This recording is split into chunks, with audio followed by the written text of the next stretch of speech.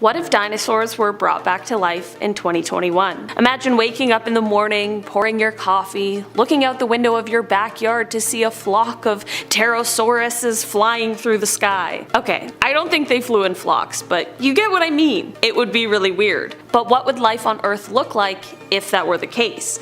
Would humans and dinosaurs be able to coexist? Would humans live underground? Let's think about it for a little bit. Firstly, there are actually many people who would argue that dinosaurs do still in fact exist today.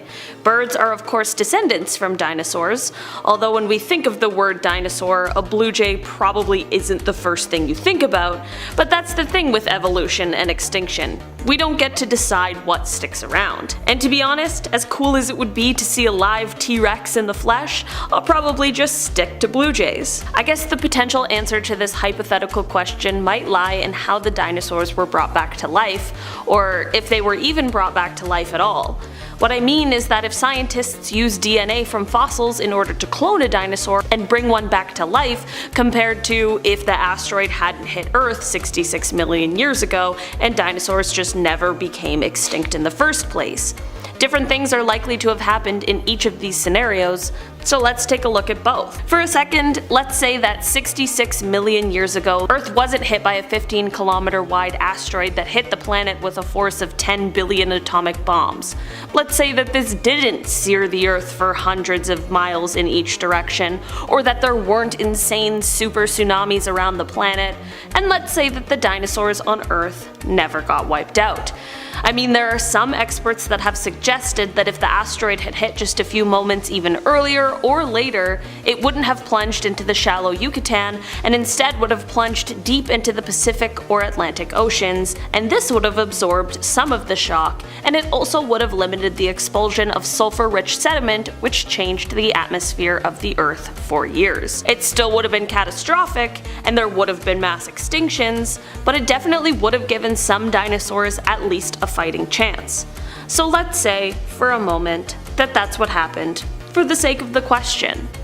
If some dinosaurs had lived because the asteroid plunged into the depths of the ocean instead, there are a multitude of things that may have happened. There are some people who believe that dinosaurs would have been driven to extinction anyway because of the changing climate. Some argue that dinosaurs were coming to the end of their reign and that the mammals would have soon taken over, but I'm not so convinced that that would have been the case. I think it's just as likely that the dinosaurs would have evolved to adapt. I mean, that is what life does, after all. This isn't to say, however, that climate change wouldn't have been something that was an obstacle to overcome. 55 million years ago, the Earth went through an event where the planet saw global average temperatures reach heights that are 8 degrees hotter than today, and much of the planet was covered in rainforests. Because of this hot atmosphere and abundant vegetation, this would have potentially paved the way for some kinds of longer-necked sauropods to thrive. Many experts agree that through time, it is likely that had dinosaurs continued living, they would have gradually become smaller, and part of this is due to the fact that it is hypothesized that their diet would majorly consist of flowering plants. Another big event in the history of the Earth that the dinosaurs would have had to overcome took place 34 million years ago, and this is the separation of South America and Antarctica. And this wouldn't have been the last either. There would have been many obstacles for them to go through, but other species have managed to do it, so I have faith in the dinosaurs. It is impossible to say that had the dinosaurs not been wiped out, we would even be standing here right now. Before the extinction of most dinosaurs, mammals were pretty low in the ranks. In fact, most mammals weren't any larger than, say, a rodent, and it wasn't until the dinosaurs were gone that mammals began to take over. It is entirely possible that had the dinosaurs continued on this planet, that mammals wouldn't have evolved small little burrowing creatures hiding from the huge lizards stomping around. And in a world where that's the case, that means no humans. In the extremely off chance that the dinosaurs managed to live and humans also found a way to evolve and exist, dinosaurs wouldn't look like the fossils we have of them in reality. So much time has passed and they would have continued to adapt, and their appearance would reflect that. There probably would be many entirely different kinds of dinosaurs that we have never seen before. And because of the climate change aspect and the ice ages that these guys would have had to have lived through to get to this point, it's likely that dinosaurs would be fuzzy and covered in either fur or feathers. I wonder if humans would have had dinosaurs as pets at that point. I guess people with pet birds kind of do already. So what if scientists took DNA from a dinosaur fossil and used that to clone and bring a dinosaur to life tomorrow? Well, first of all, that would be a mix of the coolest and most terrifying thing. I mean, let's hope we'd start with something like a Stegosaurus and not a Gigantosaurus. Unfortunately, if this were the case, things probably wouldn't be good for that dinosaur. It's unlikely that the plants we have to offer now in our diet would mix with the digestive tract of a dinosaur. The planet was extremely different all of those millions and millions of years ago, and the dinosaur wouldn't have been around to adapt and change with the environment, so it probably wouldn't have had an easy time eating, if it could even eat at all. There are also some important obstacles when it comes to the idea of cloning at all. The first hurdle would be the fact that it would be quite difficult for scientists to even procure a DNA sample that is robust enough from the dinosaur fossils to even be able to clone.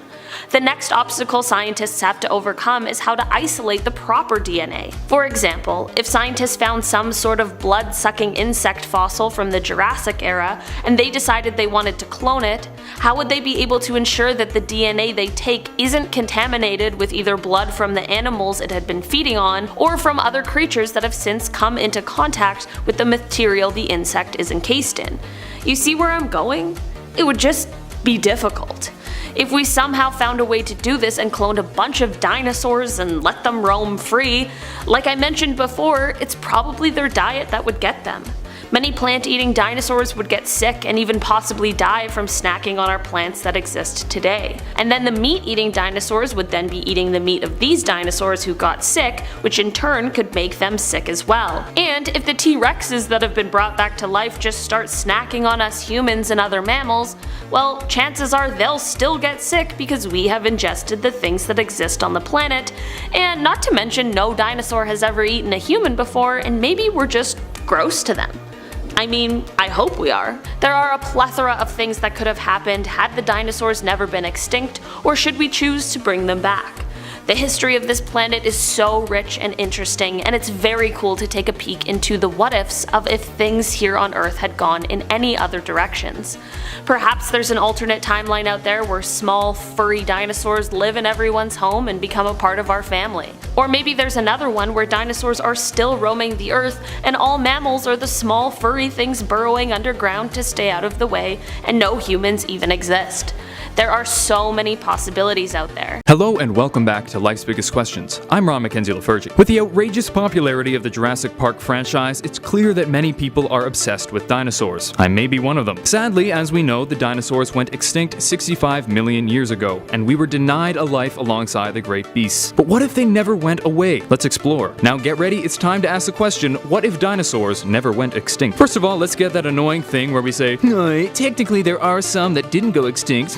Some point to the fact that sharks and crocodiles existed in essentially the same form millions of years ago, while others say that modern birds are living dinosaurs. However, let's go with the spirit of the question and imagine what would have happened if dinosaurs never went extinct. If the dinosaurs never died out, the world would look very different from nowadays. The dinosaurs died off due to a massive cooling that occurred, according to many scientists, due to the contact of a comet on Earth, which sent large amounts of matter into the atmosphere. This dropped the temperature significantly and lowered the amount of carbon in the atmosphere a great deal. If dinosaurs never went extinct, that would imply that the climate would have changed very little or very gradually since then, or they would not have survived. But what would this mean for humanity? Well, there's a good chance that humanity would not exist as we know it. It was largely the extinction of the dinosaurs, who previously ruled the world, that led to the rise of humanity. If they never went away, it may be that we wouldn't be around to ponder this question in the first place. If we were to survive alongside the dinosaurs, it would require a great deal of adaptation. With so many large predator dinosaurs out there, humanity would need to find a way to defend itself quickly if it was to survive. We would need to find a way to live and thrive without being eaten, which would likely have us settling in areas away away from the more dangerous dinosaurs. Furthermore, humanity might look quite different if the climate was to be suitable for both us and the dinosaurs. While a modern-day human could potentially survive in certain geographical areas and seasons during the Mesozoic era, we wouldn't be particularly well suited. There's a good chance that natural selection would result in humans better adapted to the warmer climate, as well as other things like atmospheric carbon dioxide and oxygen. With all of these factors taken into account, this leads to one ultimate conclusion: the Flintstones would come true. Okay, maybe that's a bit much, but we all know this was your first thought when you saw the title of this video. If humans did find a way to live alongside dinosaurs, we would likely attempt to tame and domesticate them. Dinosaurs would be rather difficult to tame by nature due to their limited intelligence and low social quotient. However, if we were to selectively breed certain types of dinos, it could be that we would eventually have a species that could be domesticated and even trained to work alongside us. Interestingly, it may be more likely that we would already be intellectually eclipsed by the time the first humans showed up. Some researchers believe that if the Cretaceous-Paleogene extinction event hadn't happened, certain theropods like the troodons might have developed high levels of intelligence, potentially rivaling or overtaking the intelligence of modern humans. Paleontologist Dale Russell claims that since these and other theropods had proportionally large brains, they would be the most likely to evolve to take better advantage of their brain power. This would have significant implications for humanity. Essentially, our only advantage over dinosaurs would have been our intelligence. But if there was already a species of intelligent dinos around for millions of years before we appeared, and they followed a similar intellectual trajectory to us, then we would have little chance of surviving long enough to become intelligent ourselves. The world would likely be shaped by these intelligent dinos, innovating and creating technology to meet their needs. So it could be that this channel would still exist, it would just be hosted by a troodon. And now we return to our question: what if dinosaurs never went extinct? Well, chances are we wouldn't see humans working alongside dinosaurs like in the Flintstones or the video game Ark. Without the extinction event that eliminated the dinosaurs, there's a good chance that humanity would not even be given the chance to begin. It's possible that we would manage to survive and domesticate dinos to do our bidding, but it seems more likely that dinosaurs would develop intelligence of their own. All in all, as much as we may wish dinosaurs still existed, probably for the best that they're gone. Top 10 things that prove dinosaurs still exist.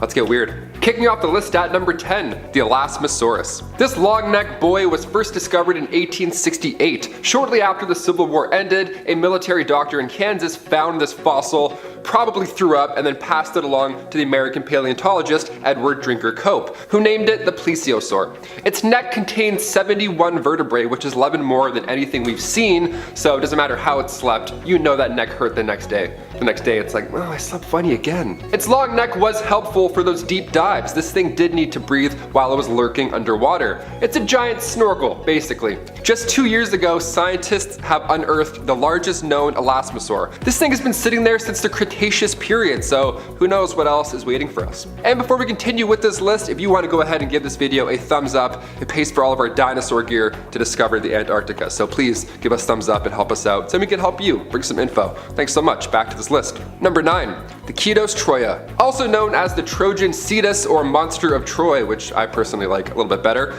It was a giant sea creature dragon sent by Poseidon himself to wipe out the land of Troy. How lovely. The king Laomedon refused to pay for buildings, so a sea dragon was sent to collect. Okay, times were rough back then, I guess. The only way to calm the beast was to sacrifice the king's daughter. Okay, I bet if she knew math, she'd be considered a witch anyway, so honestly, it doesn't even matter at this point. There's a painting of this thing on a vase from the 6th century. That's like the only evidence we have of it, but we now believe what they may have seen. Perhaps Poseidon didn't send this monster to collect tax money, but maybe they saw the Sammotherium. The Sammotherium is a prehistoric giraffe from the Cenozoic age. The creator of the vase most likely found a fossil, which is much more fun than finding Poseidon's water horse, I think, and much more safe. Number 8, siren. Coming straight from Greek mythology, sirens were half bird, half woman hybrids, and they were said to trick sailors and lure them out into harsh waters and peril. The top half is a human, bottom half is a bird. Kind of like a mermaid, but with more owl, I guess. According to mythology, there were 2 of these things that would hang out on an island in the Western Sea near the rocks of Scylla. Rumor has it these were indeed the daughters of the sea god Phorcys or the river god Aculus. Either or sounds like bad news. In Homer's Odyssey, we can find some hot tips on how to avoid hearing their forbidden songs. Yeah, you thought seagulls were loud and annoying.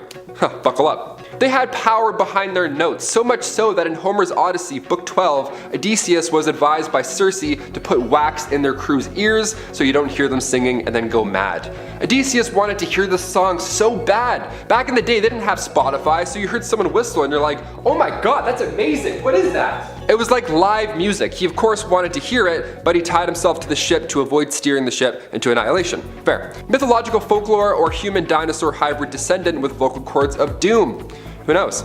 We almost saw something like this in the abandoned Jurassic Park 4-pitch years ago. They would have came out and just screamed at you and you would have just left the theater. Number 7. The Kraken. With most of the ocean still undiscovered, so many dinosaurs could just be lurking and waiting at the bottom. We have no idea. We discover some crazy new fish every other week, so it's just a matter of time, really. When thinking about the Kraken, some may think of the beast from a fantasy film about pirates, and that's great. We love that. The Kraken, though, originated from Nordic folklore. These ships would just simply disappear out of nowhere, and tales of a giant squid monster would often be the culprit. The first time we heard about this thing was back in 1180, but in reality, this thing is probably a older giant squid. There's also something called a colossal squid too, which as you can guess, is obviously even bigger. So who knows, this thing could trace back and be bigger and bigger and bigger and bigger with every million years. These live deep in the waters of Antarctica. These could for sure be descendants of dinosaurs, well, survivors rather. The only places humans can't reach just happens to be home of these big, beautiful aquatic behemoths. What a coincidence, eh? Odd. Number 6, Megalodon. Another beast lurking deep below. Let's keep this thalassophobia train rolling. The Megalodon is a big shark. You know this. A shark that, like dinosaurs, went extinct many moons ago. It was said to weigh about 50 tons on average, spanning 18 meters in length. Unlike any other fascinating creature, sharks can't leave behind fossils because, well, they have no bones. I guarantee you one person watching is like, really? Yeah, no bones. Just like gums, just like violent gums. So all we have left to study are their teeth. Their teeth were pretty intimidating also. Being able to say that the Megalodon once existed is a smooth transition into talking about the Mosasaurus. We saw this thing in Jurassic World, in some SeaWorld-like exhibit, and the Mosasaurus existed back in the Mesozoic era, just a mere 70 million years ago. Back then though, these things did have bones, and in 1764, skull fragments were found in St. Petersburg. Later on in 2012, a full skeleton was found in the same quarry. Dinosaurs are real, confirmed, pass it on. Number 5, The Rock. Although Dwayne Johnson is probably as strong as a dinosaur, I'm not referring to that rock. This rock was a massive bird of prey that would take your children. A bit more violent. It was so large that it would carry a full-size elephant back home. I once saw a pigeon flying with a mouse downtown, so that's like the modern version of this. Much less fun, much more gross. The Rock was featured in 4 Arabian Nights stories, one of which involved Sinbad the sailor. He claims that the giant bird carried him to safety after a shipwreck, safely to the giant nest, that is. See, Sinbad was able to escape this nest by tying himself to the rock's leg, where he then flew so high he could no longer see the earth. That's pretty damn high. The rock seems to be a descendant of the elephant bird from Madagascar, the Epirus. It went extinct in the 16th century, so maybe this ancient bird just happened to carry off Abraham like he was a New York rat. Times were crazy back then. The siren would call sailors over, the Kraken would sink the ship, and the rock would carry survivors back to their 500-foot condo of a nest. I never wanted to live in that.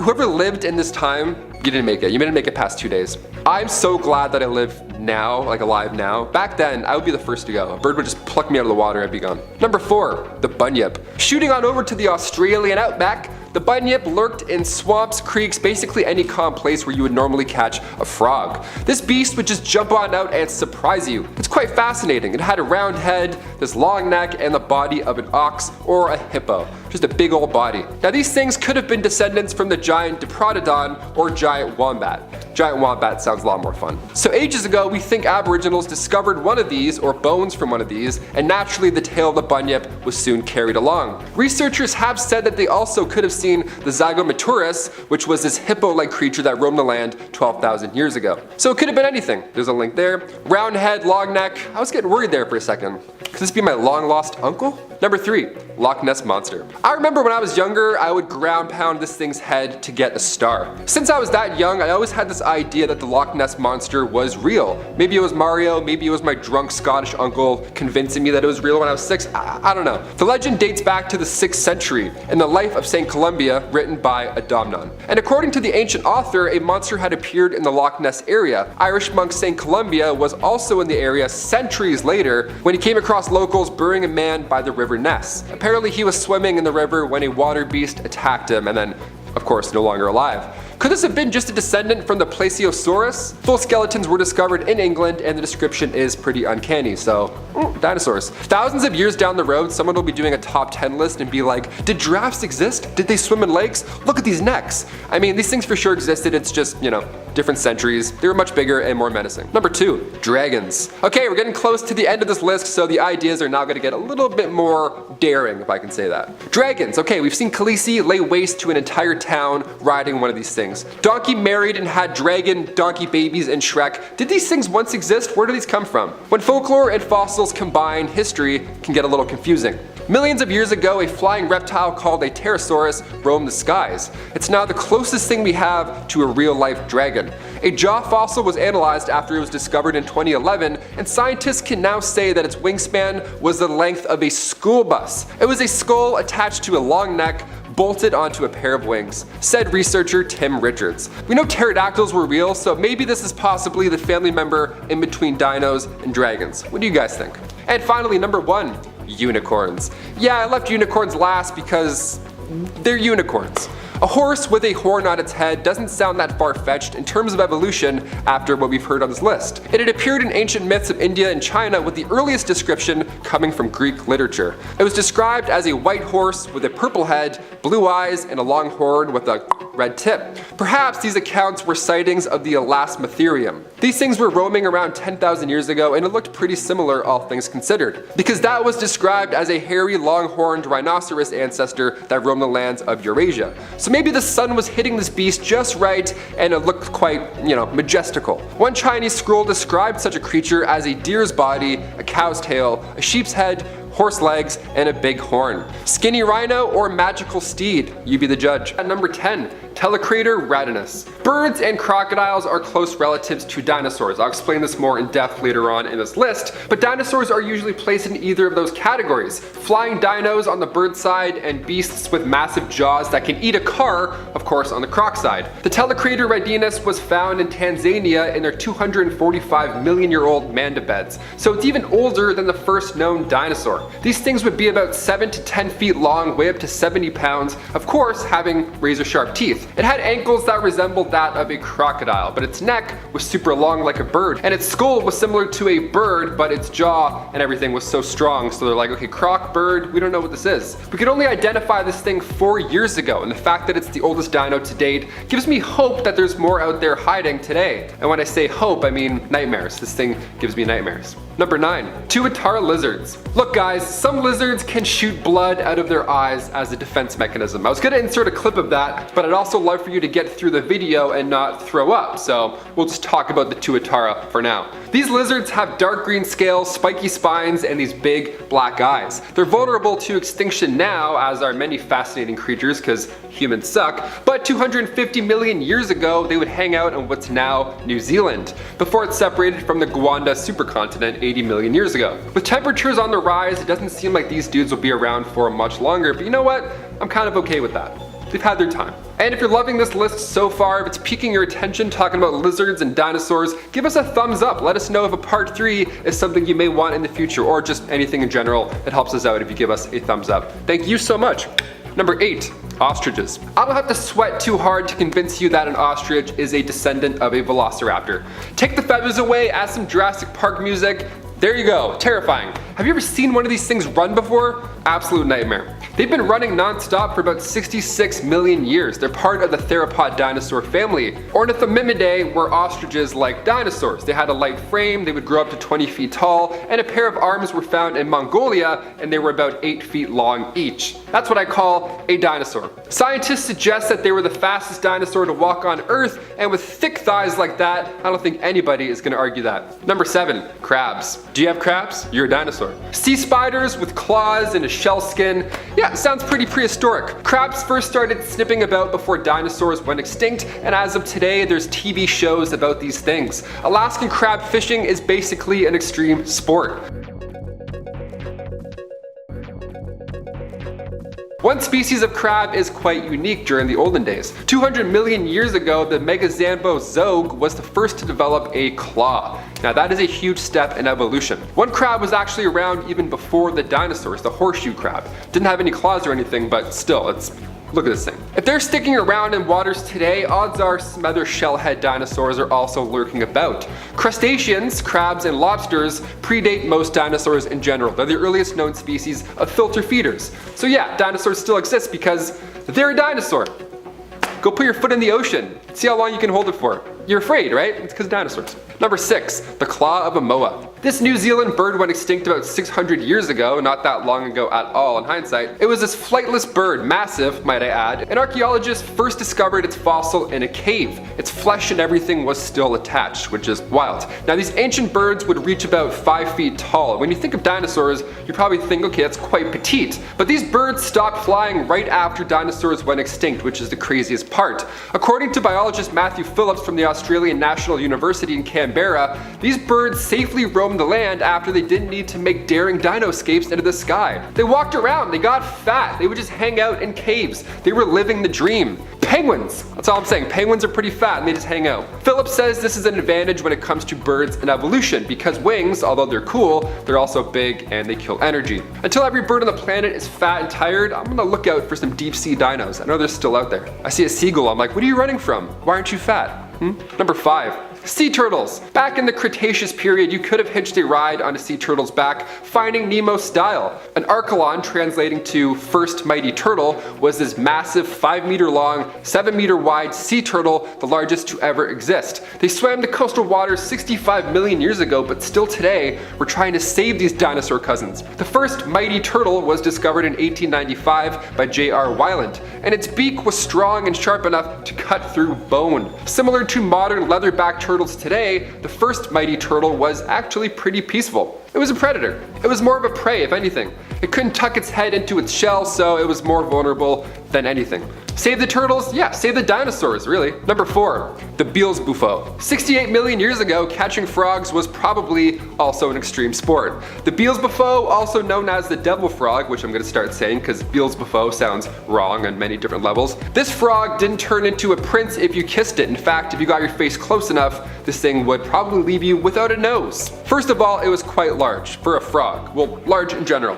It was about the size of a basketball and they lived on the island of Madagascar. Its bite was powerful enough to eat small dinosaurs. Scientists have compared the force of their bite to that of tigers and wolves. This prehistoric frog thrived in Madagascar because there weren't any theropod dinosaurs around. You didn't see a T-Rex canoe to Madagascar to hunt. That would be crazy. Obviously because their arms are too small. They can't paddle. That's the main reason. Recently, however, researchers have found a fossil of the devil frog and they believe that it once had spikes and a turtle-like shell. Bowser minions were taking out dinosaurs 60 million years ago. What a treat. Today though, the closest thing we do have to the devil frog is the horned frog. The horned frog has been nicknamed Jaws or Pac-Man because although its head is less than 5 centimeters wide, its bite would feel like 3 liters of water balanced on the end of your finger. That's strong. It's definitely going to leave a mark. Or leave you without a finger. That too. Number 3, Spinosaurus. If part 1 of this list made you fear the ocean, this next one here certainly won't help. The Spinosaurus, named after its mighty spine, of course, stomped the yard millions of years back in North Africa during the late Cretaceous period. Its remains were first discovered in 1912 by German paleontologist Ernst Stromer. But thanks to World War II and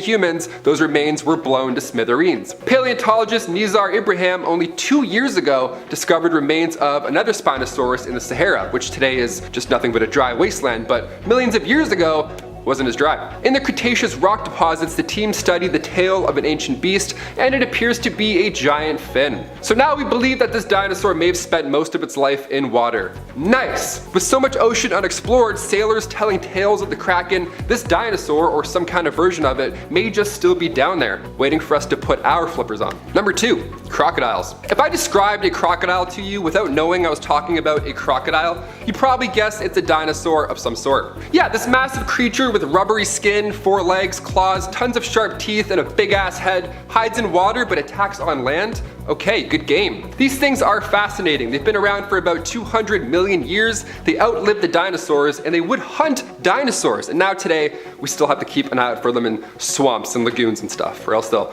grab your leg and spin 1,000 times until you're done. As soon as I heard that crocodiles eat rocks to stay underwater and hunt, I knew I was That's some next level stuff right there. 75 million years ago, the Dinosaurs was the largest predator in North American swamps. It was around 10 meters long, weighed about the same amount as a large elephant, and its jaws could snap today's crocs in half with their banana-sized teeth. Banana-sized teeth, you get it. These things were here long before us, and I have a feeling they'll be here for millions of years after we're toast. Captain Hook got chirped for getting his hand eaten by a croc. The guy literally survived a dinosaur attack, and everybody's bringing clocks to work trying to roast the guy. Give him a break. And finally, number 1, chickens. Sometimes in order to get a kid to eat, you tell them that it's chicken. Hey, it's chicken, it's like chicken nuggets, yum, right? But with recent studies, we're gonna have to start telling them that it tastes like dinosaurs. Since the 19th century, we've drawn an anatomical line between birds and dinosaurs, like I mentioned at the beginning of this list, and it turns out birds are the only living true dinosaur today. And we eat them for breakfast. How do you like your eggs? Sans dinosaur. They found a fossil way back that looked like a bird but had no beak. It had wings and feathers, but its face looked like a dinosaur. So we called this an Archaeopteryx, which sounds pretty cool. So scientists are curious where these beaks came from. I mean, look at a pelican, for example. Hi, where did that come from, Mr. Big Nose? Well, the recently discovered pterosaur might have some answers. It was called the Draco avatar because it greatly resembles one of the flying dragons from the 2009 hit Avatar film. Guy's named after an alien, that's neat. The creature had this crest under its chin that suggests that it once had a throat pouch to store fish. I've been laughing at pigeons for years. Little did I know these dudes were dapping it up with dinosaurs back in the day. My bad. Named after its 7-foot-long spikes, Spinosaurus was one of the biggest carnivorous dinosaurs ever to walk the earth. It was bigger than Tyrannosaurus and Gigantosaurus. Spinosaurus lived during the Cretaceous period that took place around 100 million years ago. Spinosaurus was one of the strangest dinosaurs that we know of, and it's the only one that was semi-aquatic. It hasn't been around for a very long time, since the end of the Cretaceous period. But what if Spinosaurus managed to survive through the mass extinction of the dinosaurs, like other crocodilian-looking creatures, and had lived on until modern day?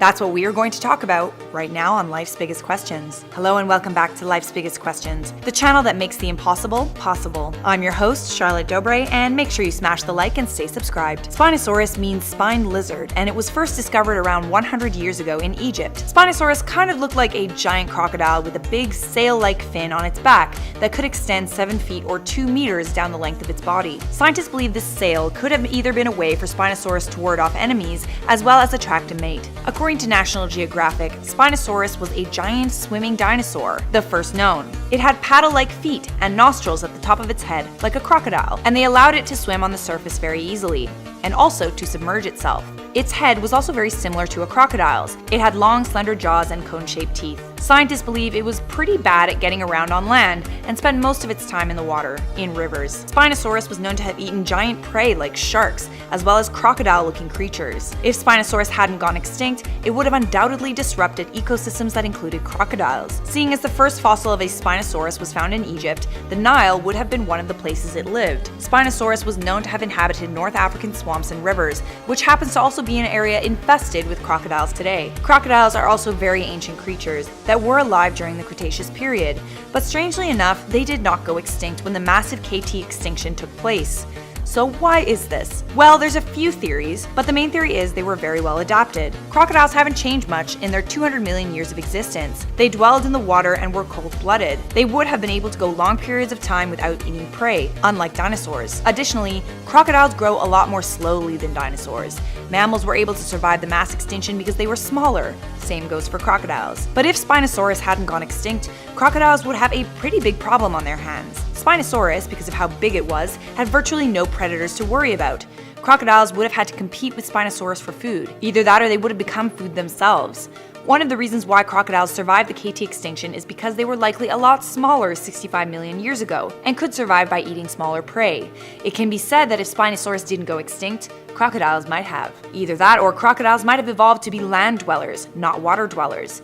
We know that Spinosaurus was adapted for being in the water, even though it could go on land as well.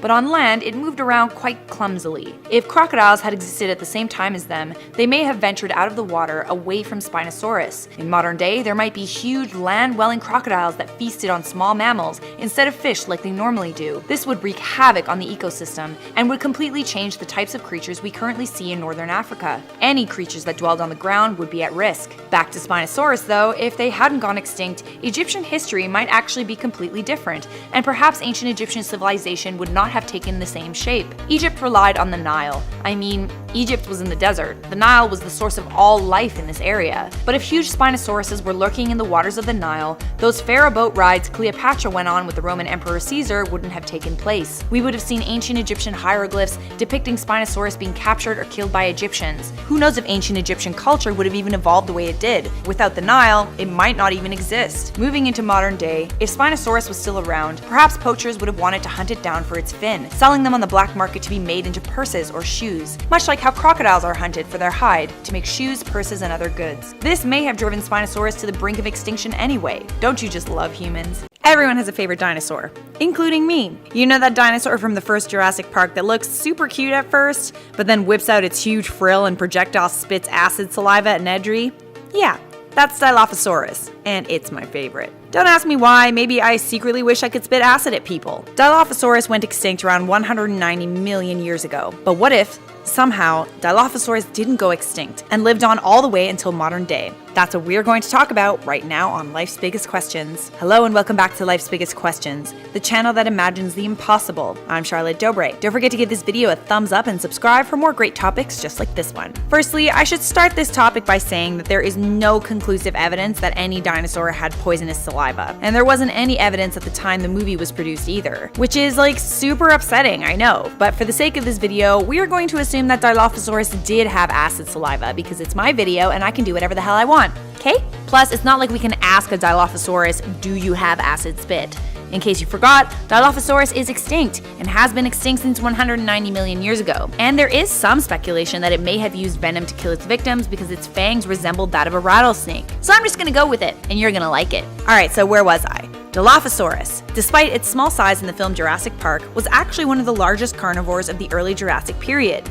It was believed to be about 7 meters in length, weighing 880 pounds. It probably didn't have a gigantic frill in real life, but it did have 2 thin crests of bone on the top of its head that it used for mating displays. That's actually how Dilophosaurus got its name. Its genus means two-crested lizard. It also had a long tail that it could have used as a whip in a fight. Ooh, kinky. Dilophosaurus could travel around extremely quickly. It was light on its feet and used scent as a part of its hunting technique. That being said, most experts agree that Dilophosaurus couldn't jump very high. It's believed that they hunted in small packs. Perhaps one of the most interesting facts about Dilophosaurus is that it may have had a warm-blooded metabolism, like mammals, and of course, humans. So first of all, because Dilophosaurus had a warm-blooded metabolism, its habitat wouldn't be restricted to tropical areas, which would mean absolute ecological chaos. Think about how many animals would be eaten by Dilophosaurus. They would essentially eat anything they could, even huge animals like bears. Maybe this would mean that the world would be incredibly populated with Dilophosauruses. Dilophosauri? Dilophosauruses?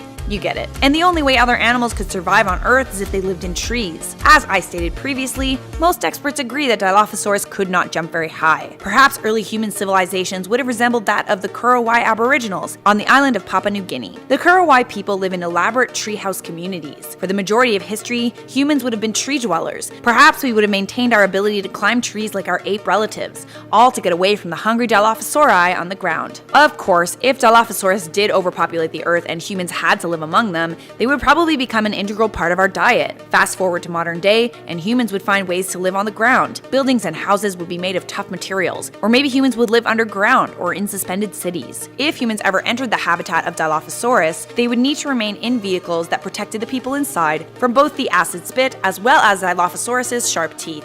As we learned in Jurassic Park, getting out of these vehicles in the presence of Dilophosaurus would be a terrible idea and would almost certainly end in death, especially if you lost your glasses. Thankfully, Dilophosaurus hasn't been around for many millions of years. It would probably be pretty difficult for humans to coexist with them. Now, it's no secret dinosaurs once ruled the Earth. They were big, strong, scary, and it seemed like they were at the top of the food chain. Well, depends which ones, but it seemed like they were the ones to be feared, not fearing. But when it comes to the Deinosuchus, it's believed they actually ate some dinosaurs, as well as other land creatures, fish, and shellfish. These things were believed to grow up to 33 feet in length, weighed anywhere between 5 to 10 tons, and are very similar to that of the Sarcosuchus, which is currently believed to be the largest crocodile that ever lived, weighing up to 15 tons and 40 feet in length. So today we are asking, what if the Deinosuchus didn't go extinct? Well, for starters, I will say the world wouldn't end. I know a lot of you guys seem to think that's a common theme on this channel, and it usually is the case if catastrophic things happen to Earth, such as Earth going into the sun, another planet colliding with Earth, or if Earth lost all of its oxygen. So you could breathe easy knowing if these guys didn't go extinct, you'd probably still be okay. I mean, it really depends where you live. So let's get into that. It's commonly believed the Dinosaurs lived in rivers in North America, but not the North America we live in. Back before our time, the Western Interior Seaway, also referred to as the Cretaceous Seaway or the North American Inland Sea, was a body of water that split two islands. To give you an idea, when these things roamed the waters, the Western Interior Seaway literally split parts of what we now know as the United States and Canada in half. Part of Alberta and majority of Saskatchewan were submerged in water. Montana, Wyoming, Colorado, New Mexico, Kansas, Nebraska, and South and North Dakota were also all submerged. Majority of Texas would have been underwater as well. And that's exactly where these things lived. Now of course, these crocs wouldn't necessarily live in the middle of massive land such as Colorado or New Mexico, because there most likely aren't bodies of water big enough to handle them. So if they were to adapt, they'd most likely reside on the coast of California all the way up to British Columbia. There is the possibility some could live in larger lakes, like Salt Lake, however I'm not sure how they'd be able to cross all that land such as the deserts of Nevada. It's also fair to mention a handful could live in the Gulf of Mexico, so those living along the coast could also be affected. I mean, Florida has their fair share of crocs, so who's to say their long lost relative wouldn't be able to join them? Of course, these things roaming the waters could not only cause trouble for some locals, but fishermen and any shipping routes that use those coastlines. It could also change the food chain in the water, considering how these things were believed to take down the likes of the Tyrannosaurus rex, who is believed to be the king of land. I mean, with rigid sharp teeth and armored skin, I could see how the Dinosaurs would be able to put up quite a fight with a T-Rex. Regardless of who were to win the fight, I know I'd pay to watch. It'd be one hell of a show. But again, these things roaming large bodies of water wouldn't necessarily change much of our day-to-day lives, especially those living in the more central states. I mean, the idea of a 30-foot crocodile showing up on a golf course in Florida is pretty scary, but I don't play golf, so I don't have much to worry about. But for the sake of this video, because it is of course hypothetical, let's also look at the possibility of these things adapting to living in smaller bodies of water compared to the oceans, such as the Mississippi River, the Missouri River, and the Colorado and Columbia rivers. Well, then this could pose a threat to those living anywhere near the water, especially considering how those things would be just fine roaming the land for periods of time.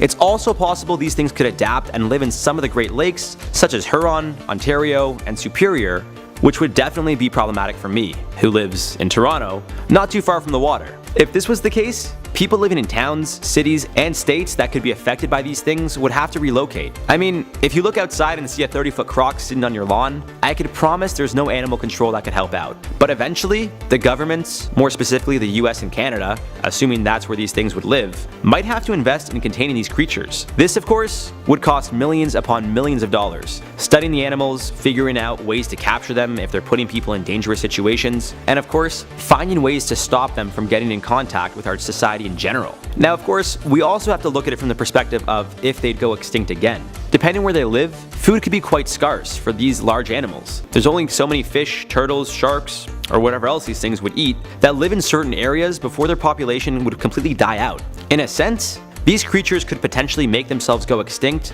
due to overeating and lack of a population for food. Again, just a hypothetical theory, but this entire video is hypothetical, so why not look at it from all angles possible? Even if these things preyed on humans by the coast, I don't think a 6-foot, 200-pound adult would be enough to feist the appetite of a 30-foot, 10,000-pound croc. Maybe 10 humans, and that's why I'll never go swimming or in a boat ever again. It's some really serious, scary stuff. But come to think of it, before you guys do start to worry, and before I work myself up any more than I already have, let me reiterate the question here. What if the Dinosaurs didn't go extinct? It's been extinct for over 73 million years, and its first fossils weren't found until the 1850s. I can promise you these things are not a threat to anyone, anywhere. Crocs, on the other hand, well, those are very real and dangerous, so I'd recommend steering clear.